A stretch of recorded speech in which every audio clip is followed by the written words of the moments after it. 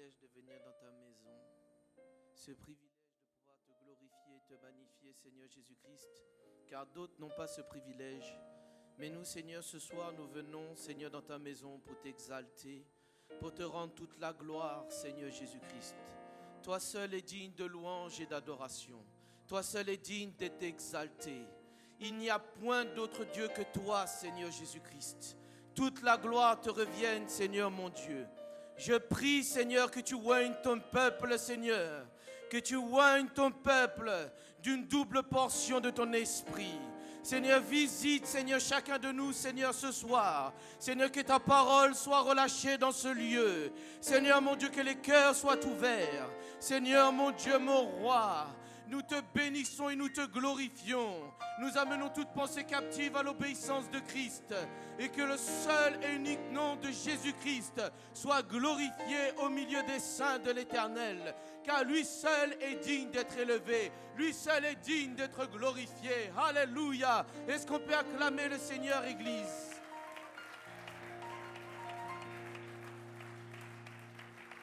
J'aimerais honorer mon pasteur, le pasteur Jean-Claude Novaki, la sœur Anne Novaki, le pasteur Dean et la sœur Laurine. Je le remercie pour la confiance qu'il m'accorde de pouvoir vous apporter la parole de Dieu. J'aimerais honorer les diacres, les prédicateurs, les anciens et vous, Église, que le Seigneur Jésus vous bénisse. Ayons le cœur ouvert, soyons prêts à recevoir la parole de Dieu. Parce que le Seigneur va accomplir de grandes choses dans nos vies. Mais il faut être prêt et prompt à écouter et à mettre en pratique. Amen. Nous allons continuer l'étude dans 1 Pierre au chapitre 4. Ce sera la leçon numéro 10. Et nous allons parler à propos de la fournaise. Je vais lire au nom du Seigneur Jésus-Christ dans 1 Pierre 4 au verset 12. « Mes bien-aimés, ne trouvez pas étrange d'être dans la fournaise de l'épreuve comme s'il vous arrivait quelque chose d'extraordinaire. Réjouissez-vous au contraire de la part que vous avez aux souffrances de Christ, afin que vous soyez aussi dans la joie et dans l'allégresse lorsque sa gloire paraîtra. Si vous êtes outragés pour le nom de Christ, vous êtes heureux, parce que l'Esprit de gloire, l'Esprit de Dieu repose sur vous. Que personne entre vous, entre vous, en effet, ne souffre comme meurtrier ou voleur ou malfaiteur ou possède ingéré dans les affaires d'autrui. Mais si quelqu'un souffre comme chrétien, qu'il n'ait point honte et que plutôt il glorifie Dieu à cause de ce nom. Amen. Car c'est le moment où le jugement va commencer par la maison de Dieu. Or, si c'est par nous qu'il commence, quelle sera la fin de ceux qui n'obéissent pas à l'évangile de Dieu? Et si le juste se sauve avec peine, que deviendront l'impie et le pécheur? Ainsi que ceux qui souffrent selon la volonté de Dieu remettent leur âme au fidèle Créateur en faisant ce qui est bien. Amen. Amen. Chaque chrétien, chacun d'entre nous, toute personne, tout homme, toute femme qui veut vivre dans la piété connaîtra un jour et fera face à la persécution. Il y aura toujours des personnes qui résistent à la vérité et qui s'opposent à l'évangile. Que ce soit vos amis, que ce soit vos collègues de travail ou même votre famille. Il y aura toujours une personne qui sera là pour vous critiquer. Ils trouveront toujours quelque chose à dire. Pierre a évoqué cette persécution est tout à fait normale dans sa première lettre. Et dans cette section, il traite d'une persécution d'un caractère particulier sur le point de s'abattre sur l'Église, la fournaise. Il ne s'agit pas d'une persécution personnelle ou d'une persécution occasionnelle provoquée par l'entourage des chrétiens, mais d'une persécution officielle venant des autorités. Pierre donne 4 instructions à ses lecteurs pour les préparer à la fournaise qui va s'abattre sur ce monde. Premièrement, au verset 12, attendez-vous à souffrir. Alors là, c'est un mot qu'on n'aime pas. S'attendre à souffrir. La persécution pour chacun d'entre nous ne doit pas être étrangère à notre vie. Tout au long de l'histoire, le peuple de Dieu a souffert de la part du monde des païens. Et les chrétiens vivent différemment de ceux qui vivent dans le monde. Amen. 2 Corinthiens 6, du verset 15 au verset 18. Quel accord y a-t-il entre Christ et Bélial? Ou quelle part a le fidèle avec l'infidèle? Quel rapport y a-t-il entre le temple de Dieu et les idoles? Car nous sommes le temple du Dieu vivant. Comme Dieu l'a dit, j'habiterai, je marcherai au milieu d'eux. Je serai leur Dieu et ils seront mon peuple. C'est pourquoi, Église, sortons du milieu d'eux, séparons-nous, dit le Seigneur. Ne touchons pas à ce qui est impur, alors le Seigneur nous accueillera. Amen. Il sera pour nous un père, et vous serez pour moi des fils et des filles, dit le Seigneur Dieu Tout-Puissant. Merci Seigneur pour ta parole. Notre vie en Jésus-Christ doit manifester un style de vie différent que celui qu'il y a dans le monde. Amen. Nous ne devons pas marcher comme les païens, mais nous devons marcher comme Christ a marché dans ce monde. Amen, c'est la différence. Il y a une différence entre l'enfant de Dieu et l'enfant des ténèbres. Il y a une différence entre l'enfant de Christ et l'enfant de Satan. Amen. L'enfant de Christ marche dans la lumière et apporte la lumière dans ce monde des ténèbres. Amen. Malgré les différences, malgré les difficultés, nous avons la victoire dans le nom de Jésus. Il n'y a point de mensonge, il n'y a point de place pour l'orgueil, il n'y a point de place pour le plaisir et le désir de posséder plus. Tout ceci vient du monde et c'est ce qui cause le désordre que nous voyons dans notre monde aujourd'hui. Mais un chrétien, un enfant de Dieu qui est consacré et mis à part pour le Seigneur Jésus-Christ va bâtir sa vie sur la vérité qui est la parole de Dieu, qui est Jésus-Christ. Amen. Un chrétien bâti sur la parole parce que c'est un homme prudent qui bâtit sa maison sur le rocher des âges qui est Jésus-Christ. Amen. C'est un enfant de Dieu qui va bâtir sa vie dans l'humilité, dans la sainteté, dans la consécration et dans le désir de glorifier le seul et unique Dieu, Jésus-Christ. Amen. C'est mon désir. C'est mon désir. Amen. Est-ce que c'est votre désir, Église, de marcher dans la piété? Alléluia. Parce que ces conflits se remarquent dans toute la parole de Dieu. Caïn était un homme religieux, pourtant il haïssait son frère et l'a tué. Dans Genèse 4, du verset 1 au verset 8. Le monde va persécuter ceux qui vivent selon la justice de Dieu. Ceux qui cherchent premièrement le royaume de Dieu et sa justice, ils seront persécutés par l'esprit du monde. Vous savez, le monde ne va pas persécuter les religieux. Le monde va persécuter ceux qui marchent pieusement en Jésus-Christ. Parce que ceux qui désirent marcher pieusement en Jésus-Christ seront persécutés.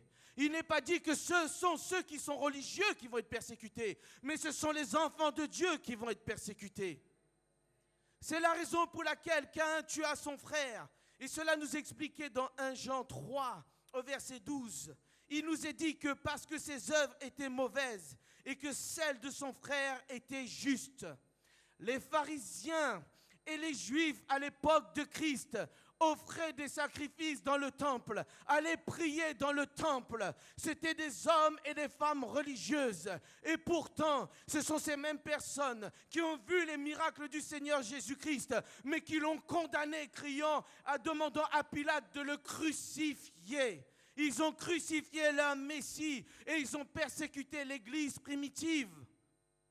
L'homme religieux persécutera l'Église. L'homme religieux persécutera les enfants de Dieu. Mais sachez une chose, Église, que nous avons la victoire dans le nom puissant du Seigneur Jésus. Le Seigneur nous a avertis dans Matthieu 10 au verset 17. Il dit, mettez-vous en garde contre les hommes, car ils vous livreront aux tribunaux. Ils vous battront de verges dans leur synagogue. Rendez-vous compte, les serviteurs de Dieu seraient battus dans la maison même que de Dieu.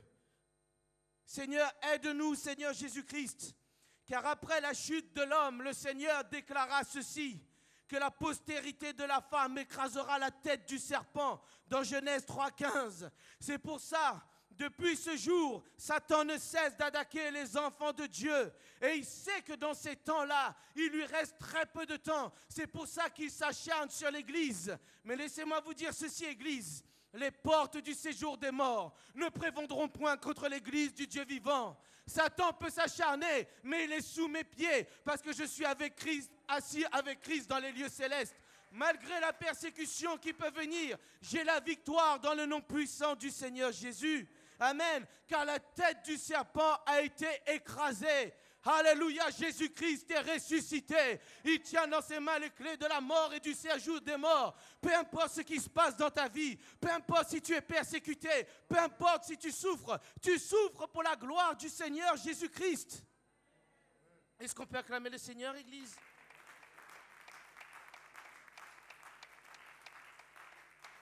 Nous sommes des étrangers et des voyageurs sur la terre. Nous ne sommes pas de ce monde. Nous sommes les gens de la maison de Dieu. Amen. Ce monde est à Satan. Et d'ailleurs, le Seigneur lui-même dit que ce monde est à l'ennemi. Mais il est dit dans Jean 14, 30, qu'il n'a rien en moi. Jésus-Christ dit, Satan n'a rien en moi. Et laissez-moi vous dire aujourd'hui, nous sommes lavés dans le sang puissant du Seigneur Jésus-Christ. Amen, je suis mort en Christ, enseveli avec Christ et ressuscité avec Christ. Et je peux proclamer ceci, Satan n'a rien en moi. Amen, parce que Jésus-Christ a pourvu au sacrifice. Il a pourvu pour mes péchés passés, mais il a aussi pourvu pour les péchés que je pourrais commettre. Voilà pourquoi l'enfant de Dieu doit venir dans la repentance et demander pardon lorsqu'il pêche. Amen. Ne laissez pas l'ennemi vous dire que vous êtes condamné. Il n'y a maintenant plus aucune condamnation pour ceux qui sont en Jésus-Christ. Amen. Amen. Vous êtes victorieux, mes bien-aimés. Malgré tout ce qui se passe aujourd'hui dans ce monde des ténèbres, malgré la colère de l'ennemi qui se déverse au milieu de nous, Satan n'a rien en moi et il est sous mes pieds. Amen. Je marche dans les lieux célestes avec mon Seigneur. Et mon Seigneur me parle et mon Seigneur me dirige aujourd'hui.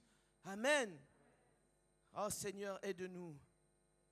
Tout ce qui glorifie le Seigneur Jésus-Christ suscite la colère de l'ennemi, qui s'empressera d'attaquer les enfants de Dieu.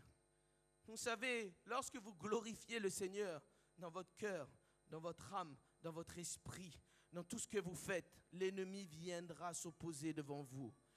Mais chassez-le et résistez-lui et il fuira loin de vous, nous dit l'apôtre Jacques. La persécution n'est pas une chose qui est insolite pour les croyants. La persécution n'est pas une chose insolite pour l'enfant de Dieu. C'est plutôt l'absence d'opposition de la part de l'ennemi qui serait insolite. Le Seigneur Jésus a déclaré il a déclaré à ses disciples qu'ils devaient s'attendre à rencontrer l'opposition et la persécution de la part du monde. Jean 15, verset 18. Si le monde vous hait, sachez qu'il m'a haï avant vous. Et il nous donne une promesse dans Jean 16, 33. Vous aurez des tribulations dans le monde, mais prenez courage, j'ai vaincu le monde. Alléluia, alléluia. C'est par sa mort sur la croix et par sa résurrection qu'il a vaincu le péché, le monde et l'ennemi.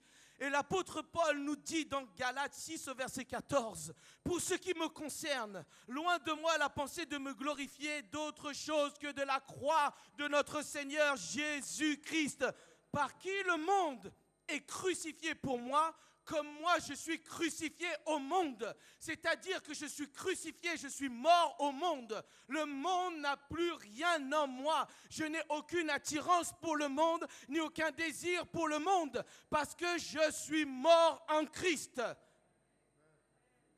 Amen. C'est pour ça le frère Fevers a dit Qu'est-ce que le Seigneur pourrait faire avec des morts? Le Seigneur pourra accomplir de grands miracles.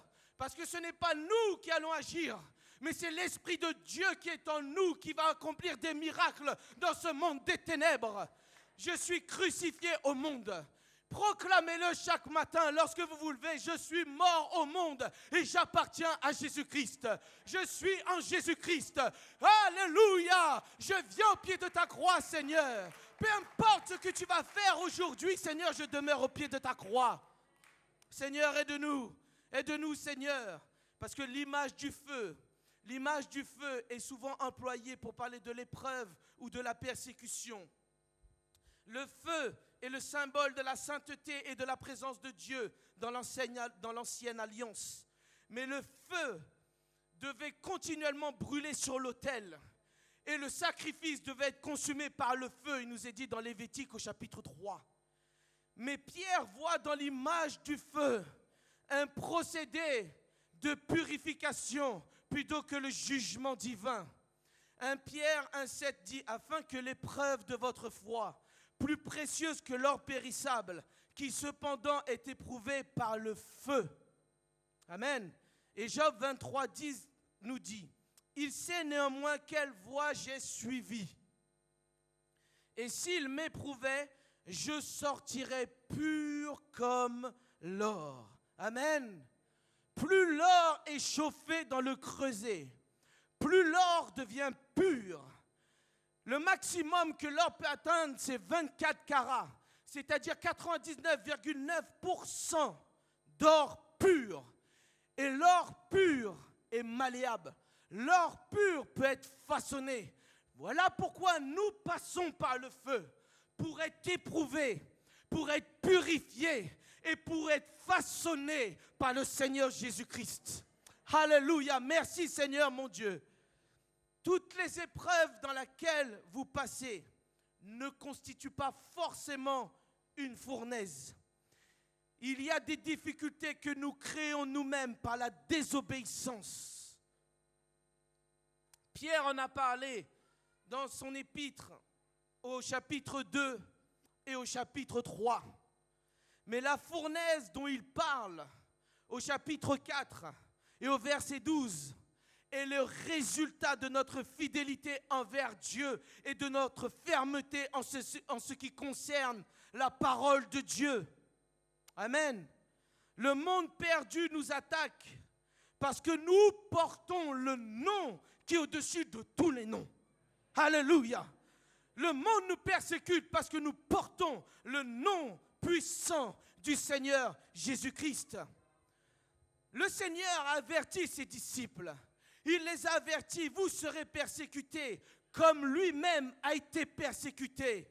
Parce que ceux qui nous persécutent ne connaissent point qui est le Seigneur Jésus-Christ. Amen. Alléluia. Lorsque vous prenez le verset 12 de 1 Pierre 4, il y a le verbe arriver.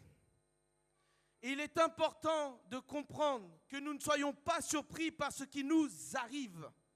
Parce que cela va de pair. C'est-à-dire que la persécution et les épreuves vont de pair.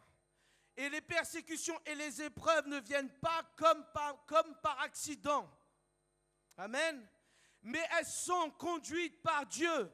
Romains 8 au verset 28. Nous savons du reste que toute chose concourt au bien de ceux qui aiment Dieu et qui sont appelés selon ses desseins. Tu passes dans un moment difficile, tu passes dans la vallée, tu tombes dans la fournaise. Sache une chose, que tout concourt au bien de ceux qui aiment Dieu. Parce que le Seigneur va se glorifier au travers de cette fournaise pour que tu puisses témoigner et glorifier et que le Seigneur soit glorifié au travers de ta vie et au travers de ton témoignage, Église. Alléluia. Deuxièmement, l'apôtre Pierre, au verset 13 au verset 14, nous encourage à nous réjouir au milieu de la souffrance. Pierre mentionne 4 fois la joie dans ces 2 versets, sous une forme ou sous une autre forme. Il dit « réjouissez-vous » afin d'être dans la joie. et de vous réjouir avec allégresse. Et alors vous serez heureux. Vous savez, il y a une chose que le monde ne peut pas comprendre. Ils ne comprennent pas que les circonstances difficiles peuvent produire la joie et l'allégresse dans notre vie. Parce que le monde ne connaît point la grâce de Dieu et n'a point goûté à la grâce du Seigneur Jésus-Christ. Mais aux enfants de Dieu qui ont goûté la grâce de Dieu, laissez-moi vous dire que la souffrance, tu te réjouis dans la douleur. Amen. On n'aime pas la douleur, mais je veux me réjouir au milieu de la souffrance. Parce que lorsque la fournaise va s'abattre dans ce monde, lorsque l'Église sera persécutée et que tu ne pourras plus parler du nom du Seigneur Jésus-Christ, si tu n'apprends pas déjà maintenant à te réjouir en Jésus-Christ, laisse-moi te dire que lorsque la fournaise viendra, tu ne pourras même pas te réjouir en Christ. Alors qu'il y a des chrétiens qui souffrent dans le monde. Je suis dans un groupe chrétien sur Telegram, dans le monde entier, où ils font des requêtes de prière, dans les pays où ils sont persécutés. Il y a tant d'hommes et de femmes qui souffrent pour la cause de Christ. Ils souffrent, on les crucifie, on les brûle, on les flagelle, on les maltraite, on les jette en prison. Et pourtant, ils ont la foi qui déplace les montagnes. Pourtant, ils acceptent tout ce qui se passe pour glorifier le nom du Seigneur Jésus-Christ. Nous sommes dans un pays où coule le lait et le miel. Nous sommes dans un pays qui est béni. En France, on ne fait que se plaindre. On ne fait que se plaindre. Mais réjouissons-nous un peu dans le Seigneur. Vous écoutez, les gens se plaignent pour tout. Ils ont ceci, ils se plaignent. On leur donne 100 €, ils se plaignent. Mais nous, Église, réjouissons-nous. Parce que ce qui pourvoit mes besoins, c'est le Seigneur Jésus-Christ lui-même. C'est ça que nous devons réaliser. Je veux prendre part à la communion de ces souffrances. Amen. C'est ce que Paul nous dit dans Philippiens 3:10. Souvent on s'arrête afin de connaître Christ et la puissance de la résurrection. On s'arrête là. Je veux connaître Christ et la puissance de la résurrection. Mais tu dois aller plus loin. Et tu dois aller et la communion de ces souffrances. Oh, et la communion de ses souffrances en devenant conforme à lui en sa mort. C'est en sa mort que nous avons été baptisés. Amen. Je vais être en communion avec ses souffrances. Oui, j'ai expérimenté la puissance de la résurrection. Oui, j'ai la puissance de Dieu dans ma vie. J'ai le dunamis selon Acte 1:8. Mais je vais être en communion avec les souffrances de Christ. Pourquoi? Parce que je suis enfant de Dieu. Amen, je suis enfant de Dieu. Je ne suis pas un enfant de Satan, mais je suis un enfant de Dieu. Alléluia. Et le Seigneur dit dans Ésaïe 41, verset 10, « Ne crains rien, je suis avec toi. Ne promène pas des regards inquiets, car je suis ton Dieu et je te fortifie. Je viens à ton secours et je te soutiens par ma droite triomphante. » Alléluia. David pouvait dire dans le psaume 23, « Oh, dans l'ombre de la vallée de la mort, lorsque je passe dans l'ombre de la vallée de la mort, là où tout est noir, là où je ne vois rien, là où il n'y a que ténèbres, je ne crains rien dans cette vallée, car ta houlette et ton bâton me rassurent. Alléluia, car sa parole est une lampe à mes pieds et elle me conduit sur le sentier. C'est pour ça que lorsque je passe dans les ténèbres, j'ai la lumière qui m'éclaire, parce que sa parole m'éclaire et son esprit me conduit. Alléluia. Est-ce qu'on peut acclamer le Seigneur, Église? Alléluia. Shadrach, Meshach et Abednego ne se sont pas prosternés devant la statue de Nebuchadnezzar. Ils n'ont pas voulu fléchir les genoux. On les a jetés dans une fournaise. On les a jetés dans une fournaise. Et pourtant, ils ont déclaré ceci. « Ô roi, tu vas peut-être nous jeter dans la fournaise, mais le Dieu que je sers me délivrera de la fournaise. » Il me délivrera de la fournaise. C'est pour ça, lorsque tu rentres dans l'esprit, tu vas commencer à louer ton Seigneur. Non pas par tradition, non pas par les chants, mais parce que dans ton âme, je bénirai l'Éternel et je n'oublierai aucun de ses bienfaits. Et je vais danser dans cette fournaise. Et au milieu de cette fournaise, l'ange de l'Éternel va se manifester dans la fournaise. Je ne serai pas seul, mais mon Seigneur sera avec moi. Alléluia. L'ennemi croit qu'en te jetant dans la fournaise, il t'a abattu. Mais laisse-moi te dire que la fournaise est pour toi un lieu de sécurité parce que tu es avec ton Seigneur et tu es entouré d'une barrière de feu qui te protège. Alléluia. Alléluia. Paul a eu tant d'épreuves dans sa vie. Prenez Acte 23, Acte 27 et 2 Timothée 4. Méditez là où Paul est passé. Mais le Seigneur nous dit, voici je suis avec vous. Je suis avec vous, non pas seulement pour un temps, mais jusqu'à la fin du monde. Je suis avec toi, pas seulement maintenant, mais jusqu'à la fin du monde. C'est-à-dire que je suis avec toi et tu ne seras jamais seul. Parce que je suis près de toi, je suis avec toi. Mais tu dois réaliser aussi que je suis en toi, te dit le Seigneur. Alléluia. Parce que ces souffrances nous assurent la gloire future. Alléluia. Alléluia. La souffrance et la gloire sont deux vérités jumelées, entremêlées tout au long de la lettre de Pierre. Le monde croit ceci, que l'absence de souffrance est synonyme de gloire et de paix. Mais le chrétien, lui, sait et voit les choses différemment. La mise à l'épreuve de notre foi aujourd'hui est l'assurance de la gloire lorsque le Seigneur Jésus-Christ reviendra. Alléluia! Je souffre, je vais souffrir. Peut-être je serai enterré, je serai mort. Mais une chose que je sais, c'est quand la trompette va sonner, premièrement, les morts en Christ ressusciteront en premier. Et ceux qui sont vivants, alléluia, rencontreront le Seigneur dans le ciel pour les noces de l'agneau. Alléluia. Je vais souffrir, je vais peut-être passer dans des difficultés, mais sachez que je suis invité à aller aux noces de l'agneau et c'est mon désir. Alléluia. Le Seigneur t'a donné une lettre d'invitation. Viens mon enfant, rentre dans l'arche et demeure dans l'arche jusqu'à ce que je ferme la porte. Alléluia. Noé passait pour un fou. Noé passait pour un fou dans un désert, construire une arche, un bateau aussi grand que le Titanic. Imaginez-vous, mais tu es fou. Mais pourtant, quand la porte s'est fermée, tout le monde a commencé à courir pour frapper à la porte. Ouvre-nous, mais c'était trop tard. Alors le temps qui nous reste, Église, soyons des lettres vivantes et faisons briller l'évangile de Christ. Alléluia.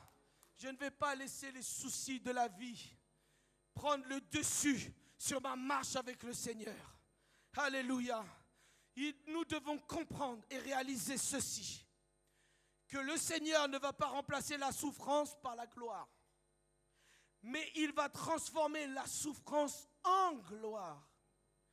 Le Seigneur Jésus a donné l'exemple d'une femme qui enfante dans Jean 16, au verset 20 et 22.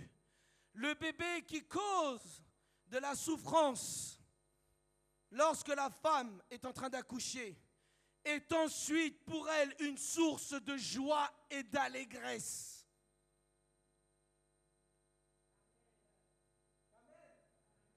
Oui, on souffre pendant l'accouchement, mais lorsque le bébé est venu, alors là c'est une source de joie et d'allégresse. Amen. Oh, moi je crois que lorsque l'Église va enfanter, il va avoir des difficultés, des souffrances. Mais quand vous verrez les bancs de l'Église remplis, alors ça sera un sujet de joie et d'allégresse. Alléluia, Église. On ne doit pas arrêter de prier. Les bancs de l'Église doivent être remplis.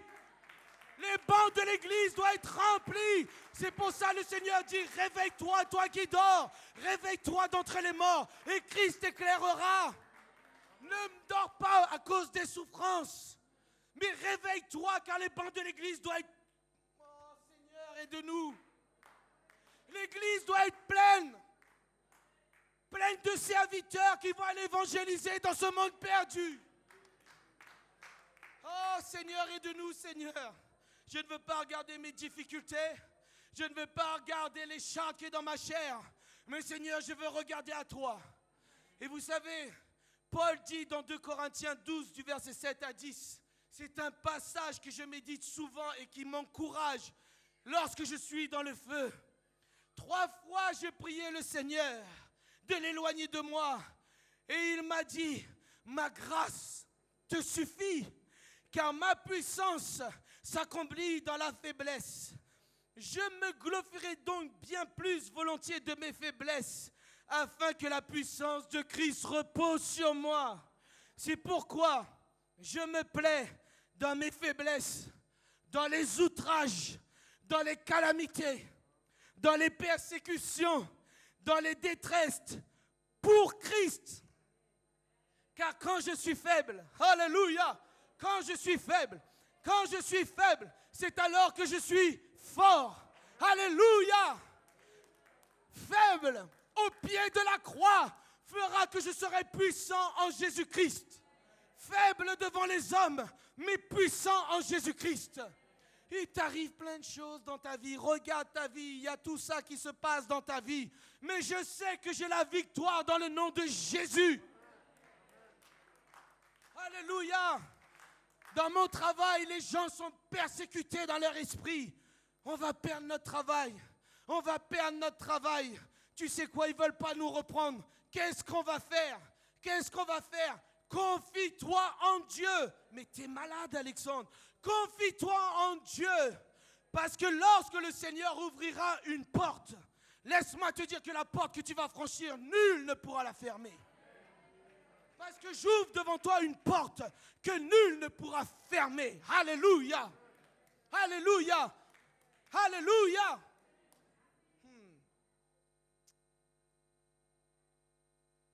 Le fait de souffrir fera que nous serons comme Étienne qui a vu le Seigneur Jésus-Christ dans sa gloire, dans Acte 7.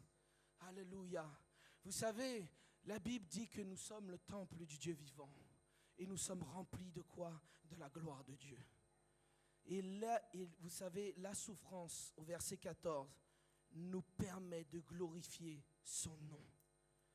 Dites à quelqu'un, je suis baptiste, je suis protestant réformé, je suis évangélique, je suis méthodiste, pentecôtiste, je crois en Dieu. Vous ne rencontrez quasiment aucune opposition. Parlez du nom du Seigneur Jésus-Christ. Vous allez voir les poils s'hérisser sur leurs bras. Tout le monde parle de Dieu. Les musulmans parlent de Dieu. Les juifs parlent de Dieu. Les hindous parlent de Dieu. Mais les chrétiens parlent du Dieu vivant. Et lorsque nous proclamons le nom du Dieu vivant, il y a les poils qui s'hérissent sur la tête. Ils ne veulent pas entendre le nom de Jésus. D'ailleurs, on veut même enlever le nom de Jésus partout. On veut même enlever Marie. On veut même enlever Marie. Ça va être compliqué. Parce que laissez-moi vous dire, ils pourront essayer d'ôter le nom de Jésus. Ah, ils vont pouvoir le bannir des livres. Ils vont pouvoir le bannir de l'école. Mais ils ne pourront jamais le bannir de l'église. Et vous êtes l'église. Alléluia.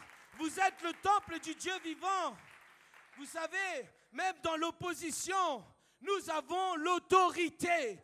Car c'est dans le nom de Jésus que se trouve le fondement de l'autorité que Jésus-Christ nous a donnée. C'est pour ça que Satan est et il te hait, parce que tu portes le nom de Jésus. Et parce que Jésus-Christ a mis Satan sous tes pieds, c'est pour ça qu'il te hait et c'est pour ça qu'il te persécute. Mais proclame la victoire et prends l'autorité, brandis l'épée de l'esprit et remets Satan là où il doit être.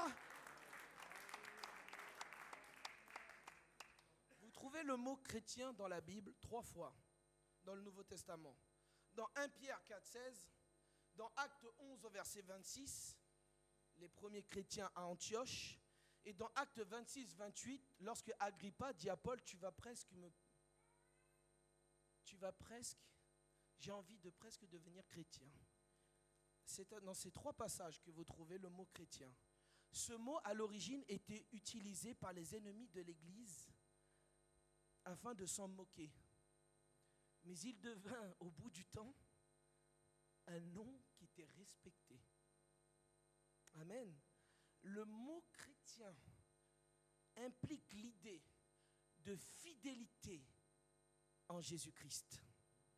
Que nous appartenons au Seigneur Jésus-Christ. Parce que nous sommes son corps. C'est d'être comme Christ. Et ça va plus loin, nous sommes des petits Christ. Porter ce nom et souffrir pour le nom du Seigneur Jésus-Christ est sans aucun doute un privilège. Acte 5 au verset 41. Les apôtres se retirèrent de devant le Sanhédrin alors qu'ils avaient été jugés.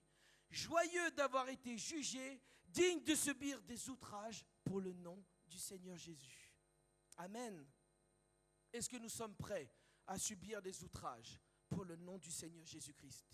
Est-ce que nous sommes prêts à être rejetés à cause du nom du Seigneur Jésus-Christ?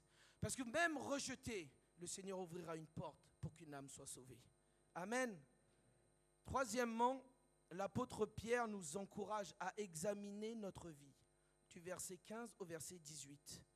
Dans la fournaise et la persécution et la souffrance, nous avons souvent plus de lumière pour nous permettre d'examiner notre propre vie et notre ministère. La fournaise est un moyen de purification dont le Seigneur veut utiliser pour éliminer les scories et nous purifier. Un jour, la fournaise s'abattra sur ce monde. 2 Pierre, chapitre 3, du verset 7 au verset 16.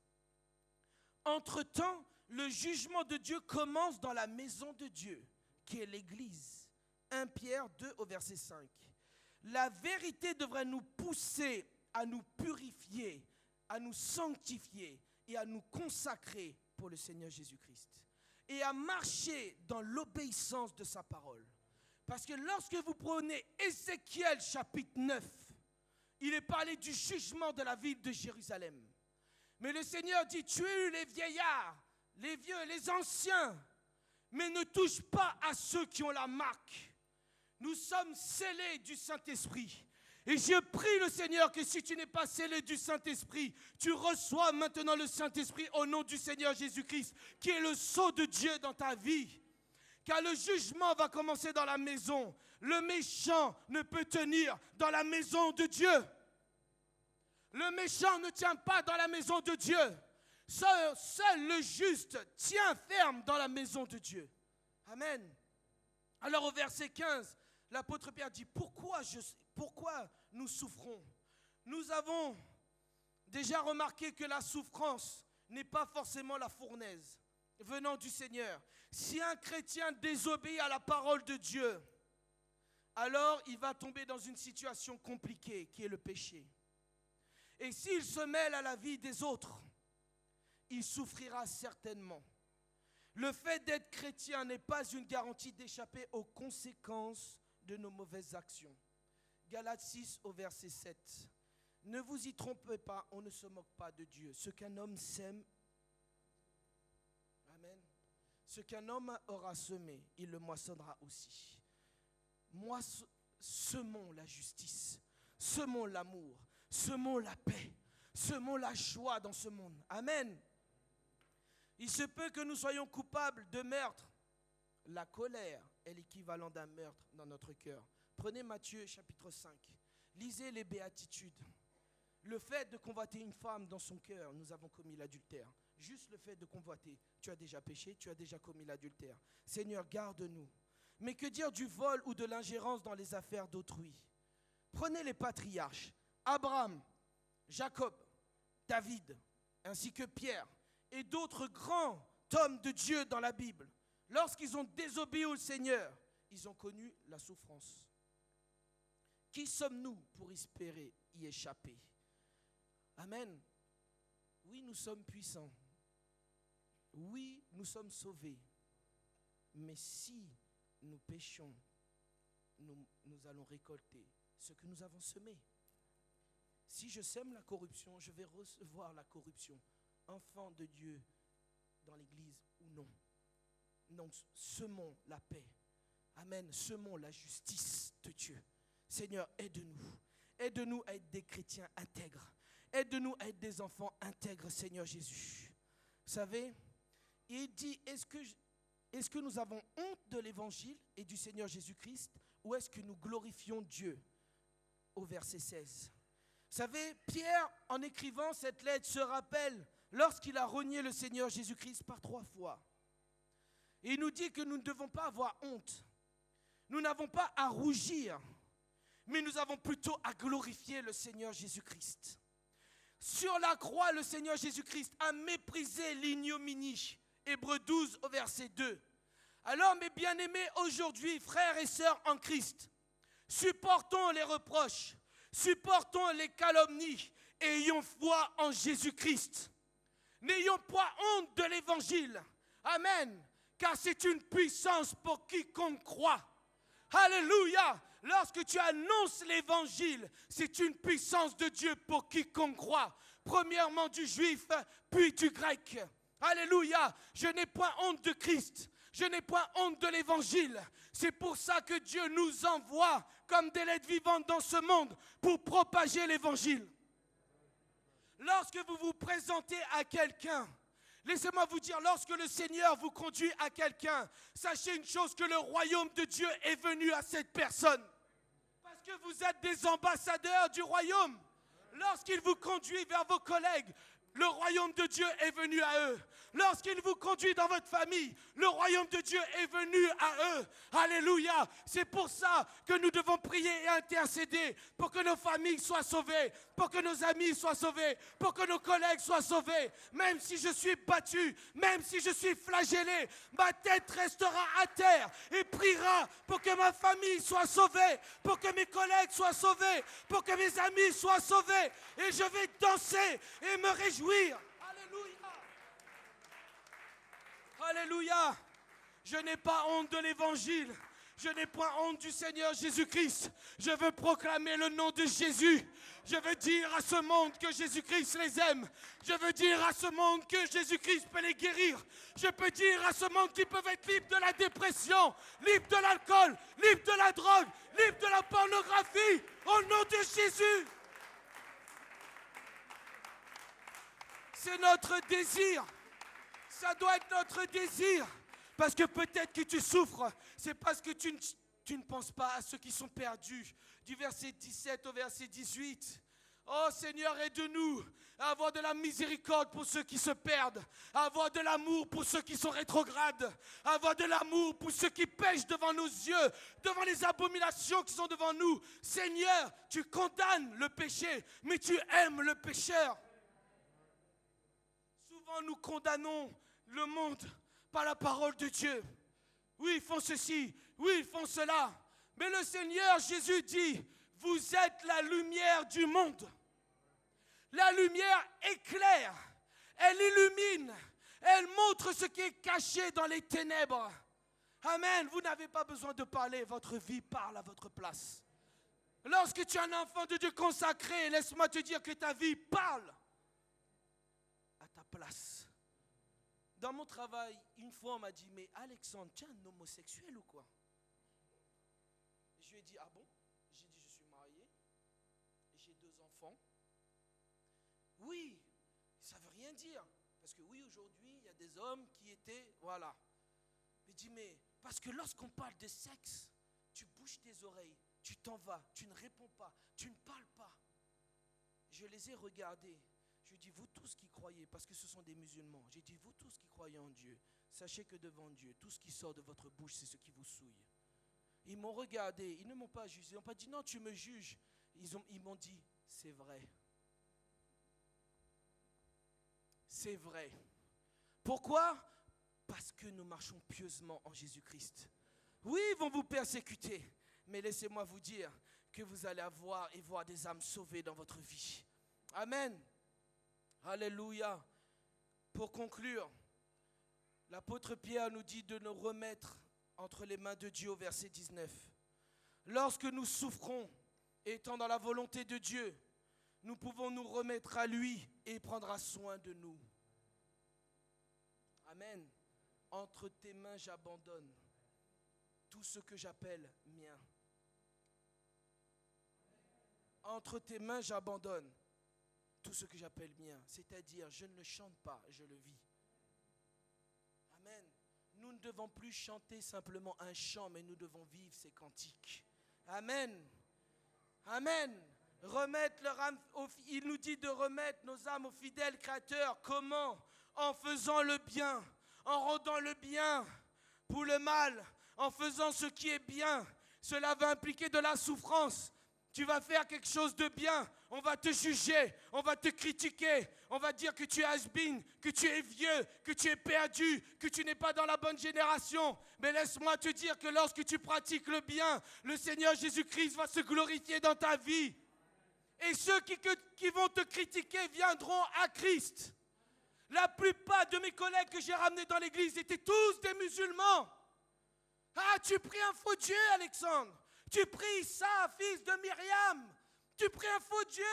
Mais pourtant, un jour, lorsqu'on était seuls, le Seigneur a permis que je leur parle du seul et unique Dieu. Ils sont venus dans l'église. Ils sont venus après. C'est à eux d'accepter ou non le Seigneur. Mais je prie encore pour eux et je reçois encore des nouvelles de ces gens-là me disant, tu sais Alexandre, ce que tu nous as dit, ça résonne dans mon esprit. Pourquoi? Parce que Dieu frappe à ta porte. Alléluia. C'est-à-dire quand tu prêches la parole, Dieu frappe à leur porte. Vous savez quoi? Le Seigneur Jésus va les harceler. Il va leur dire, mon enfant, je suis à la porte et je frappe.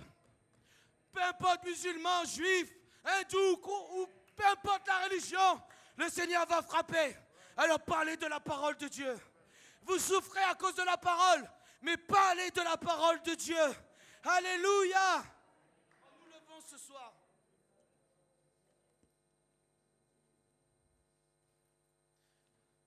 Il y a une chose que l'église primitive faisait. Lorsqu'ils étaient persécutés, ils se réunissaient et ils priaient. Amen. Ils se réunissaient, ils priaient. Et le lieu où ils étaient trembla. Prenez l'histoire du geôlier. Voyez comment il a été sauvé. Il a été sauvé, non pas parce qu'il a vu la terre trembler. Il voulait se suicider parce que les portes s'étaient ouvertes. Il a été sauvé parce que Paul a démontré l'amour et la miséricorde de Christ. Alléluia. La colère de Dieu va se répandre sur ce monde. L'Église va connaître la fournaise. Non pas pour la détruire, mais pour l'unir et la purifier. Pour l'unir et la purifier. C'est pour ça que les chrétiens du 1er siècle priaient Notre Père qui es aux cieux. Remettons le Seigneur à sa place. Jésus n'est pas mon copain. Le Seigneur Jésus n'est pas mon copain. Notre Père qui es aux cieux, que ton nom soit sanctifié, que ton règne vienne aujourd'hui et que ta volonté soit faite sur la terre comme au ciel. Alléluia. Je sais qu'on est mardi soir. Je sais que c'est une étude où on nous parle de souffrance. Mais sachez une chose, que lorsque vous avez l'Esprit de Dieu, il vous assistera dans tout ce que vous passez aujourd'hui. Alors je ne sais pas par où tu es ce soir. Je ne sais pas dans quelle situation tu passes. Mais sache une chose, que tes mains élevées vers le Seigneur, les mains élevées vers le Seigneur. Vous savez, nous connaissons ce chant, je bénirai l'Éternel et je n'oublie aucun de ses bienfaits. Sa louange sera toujours dans ma bouche. Je bénirai l'Éternel. Alléluia. Je bénirai l'Éternel pour tous ses hauts faits. Sa louange sera toujours dans ma bouche. Je bénirai l'Éternel. Oh, mon âme, bénis l'Éternel. Alléluia. Oh, mon âme, Seigneur Jésus-Christ. Mon âme te glorifie, Seigneur Jésus. Je veux me réjouir au milieu de la fournaise. Je veux me réjouir au milieu des difficultés. Je veux me réjouir au milieu des calomnies. Je veux danser dans la fournaise. Je veux te glorifier, Seigneur Jésus. Alléluia. Alléluia, Église. Alléluia. Est-ce qu'on peut louer le Seigneur, Église? Alléluia. Il s'est offert sur la croix. Il a offert sa vie sur la croix pour nos péchés. Église, soyez dans la joie et dans l'allégresse, Église, car votre Dieu vous a sauvé. Jésus-Christ vous a sauvé. Il vous a libéré. Il vous a purifié. Il vous a sanctifié. Alléluia. Et il vous conduit vers la nouvelle Jérusalem. Alors acclamons le Seigneur, Église.